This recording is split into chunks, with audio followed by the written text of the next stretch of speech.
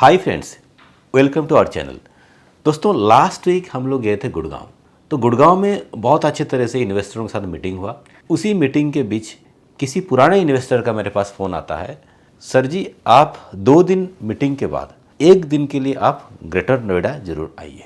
तो लकीली उस दिन मुझे टाइम मिल गया और मैं ग्रेटर नोएडा पहली बार गया, यानी लाइफ में फर्स्ट टाइम मैं नोएडा देखने गया। दोस्तों, उन्होंने मुझे दिखाया परी चौक। मेरे लिए परी चौक नया था, यानी वहाँ पे कुछ परियां खड़े थे रास्ते के ऊपर, बोले ये परी चौक है। तो दोस्तों, वहाँ पे एक डीलर के ऑफिस में, एक प्रॉपर्टी कंसल्टेंट के ऑफिस में हम लोग बैठे, जहाँ पे 6-7 लोग लोकल इन्वेस्टर और डीलर बैठे। उनके साथ धोलेरा के बारे में डिटेल में चर्चा हुई। फाइनली उनका क्वेश्चन क्या था, प्रभात जी हम यदि यहाँ के आसपास यानी दिल्ली के आसपास यदि निवेश कर सकते हैं, हम धोलेरा क्यों जाएंगे। मैं उनको बताया कि सर आज के तारीख में दिल्ली के लोग दिल्ली छोड़ के उत्तरांचल में निवेश कर रहे हैं, गोवा में निवेश कर रहे हैं, दुबई में निवेश कर रहे हैं, तो धोलेरा क्यों नहीं। धोलेरा तो इंडिया की पहली ग्रीनफील्ड स्मार्ट सिटी है। फिर उनका कहना था ग्रेटर नोएडा से आगे जो यमुना एक्सप्रेस है, तो वहाँ पे प्रॉपर्टी की बहुत डिमांड आया है। एप्रिसिएशन ज़्यादा होने के कारण दूर दूर से लोग निवेश करने आ रहे हैं, तो ये मार्केट तो हमारे लिए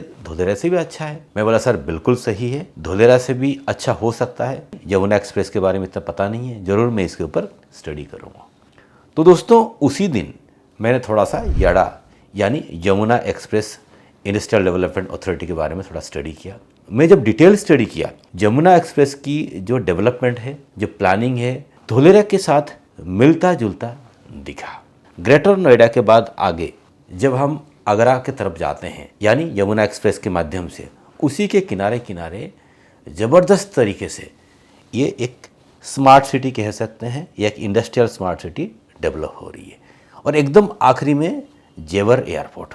तो ये जेवर एयरपोर्ट और ये जो एडा का एरिया है, इसी एरिया में आपको बुद्ध सर्किट दिखेगा, जो फार्मूला रेसिंग कार चलाते हैं लोग, और वहाँ पे एक फिल्म सिटी बनने वाला है, और बढ़िया कॉलेज और इंस्टीट्यूट भी है वहाँ पे, और फार्मा और एपरेल का पार्क भी बन रहा है। उत्तर प्रदेश गवर्नमेंट काफ़ी बड़ा इनिशिएटिव लिया हुआ है और काफ़ी अच्छे तरीके से उस बेल्ट को डेवलप कर रहा है।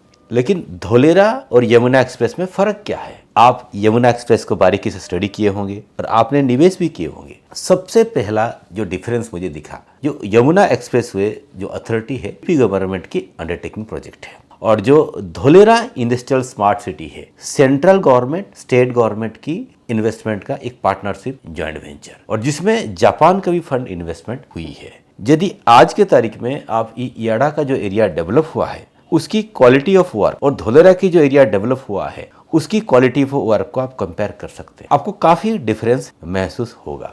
जो सबसे मायने रखता है वो है टिकट साइज, यानी प्राइस फैक्टर। जब हमारी वहाँ पे मीटिंग हो रही थी ग्रेटर नोएडा में डीलरों के बीच में, मैं उनको क्या बताया था कि सर यहाँ की जो टिकट साइज है, मार्केट में 80 से 90 हज़ार रुपये गज जमीन बिकता है या मीटर बिकता है।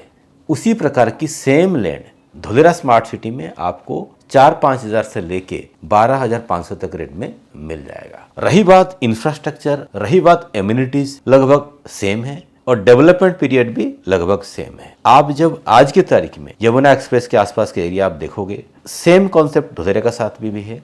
जो मेन कंसर्न है वो है टिकट साइज। यदि उसकी प्राइस कम है तो उसकी बढ़ने का चांसेस ज़्यादा है।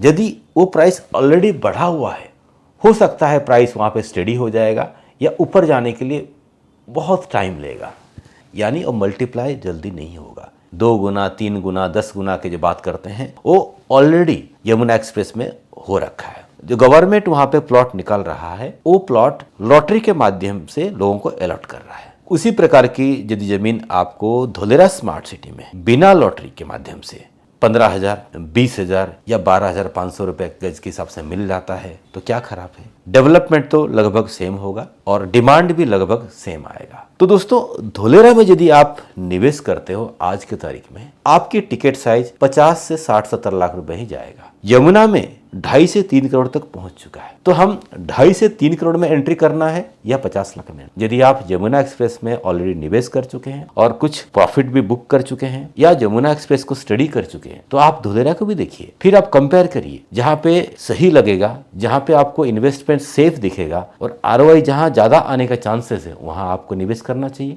धोलेरा को समझने के लिए आप हमें इसी नंबर पर संपर्क करिए, ताकि आपकी अपॉइंटमेंट, आपकी प्रेजेंटेशन, आपकी साइट विजिट हम लोग अहमदाबाद से अरेंजमेंट कर देंगे। ये छोटा सा कंपैरिजन था। जब हम वहाँ पे डीलरों के साथ बैठे थे, उन्होंने ये पॉइंट उठाए थे। तो ये जो कम रेट वाला मटेरियल यदि आप उठाते हैं, इसमें ग्रो करने के चांसेस ज़्यादा है। तो दोस्तों, ये था आज का वीडियो। यदि आपको ये वीडियो अच्छा लगा तो प्लीज़ लाइक बटन दबाइए और वीडियो को फ्रेंड सर्कल में शेयर करिए ताकि लोगों को इसके बारे में जानकारी मिले। और अभी तक यदि आपने चैनल सब्सक्राइब नहीं किया, सब्सक्राइब करके भी रखिए ताकि लगातार हमारे वीडियोज आ रहे हैं और आपके पास वो वीडियो सबसे पहले पहुंचेगा। और आज के लिए आप लोग हमें इजाज़त दीजिए। Bye bye, take care.